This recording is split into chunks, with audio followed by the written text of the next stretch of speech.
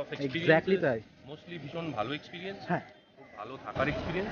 কিরে হ্যাঁ হ্যাঁ এবং ভালো লাগার এক্সপিরিয়েন্স এবং এত লম্বা একটা জার্নি, সেই জার্নিটা আজকে শেষ হচ্ছে ভাবতেই পারছি না, সত্যি তাই, সত্যি তাই। একেবারেই বুঝতে পারছি ইমোশনাল। সত্যি তাই, মানে যদি তাও একটা বেসিক জিনিস কি কি পেয়েছো এই আড়াইটা বছরে? প্রচুর ভালোবাসা, প্রচুর মানুষের ভালোবাসা, এত ভালো একটা চরিত্র রাজীব কুমারের মতো রোজ রোজ সত্যি পাওয়া তাই, যায় না। সত্যি তাই।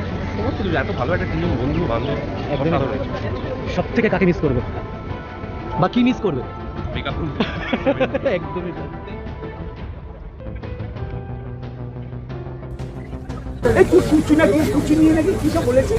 আমি বলিনি, ধ্রুবদা বলেছে।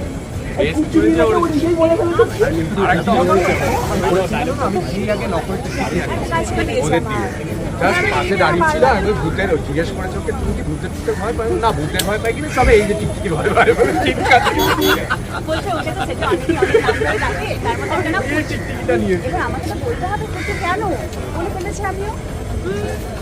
যে আগে ফুচুকে ক্যারেক্টার করতাম, সেখানে আমাকে সবাই ফুচু ডাকে।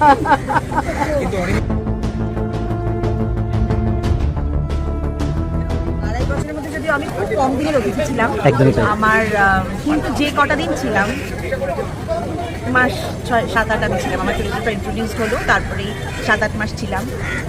মানে ভাবনার বাইরে, আমি জীবনে এত সিরিয়াল করেছি অনেক, তো আজকে এত বছর ধরে আমি কাজ করছি, 34 বছর হয়ে গেছে টেলিভিশনেই কাজ করছি, কিন্তু এই মিঠাইয়ের ক্রেজ, মিঠাইকে নিয়ে দর্শকের যে মানে এইটা আমি আমার জীবনে তো কখনো দেখিনি। আজকে শুটিং শেষ, সবাই জানতে পেরেছি, দেখুন মানে মনে হচ্ছে যে বিশাল একটা কিছু, মানে বম্বে থেকে কোনো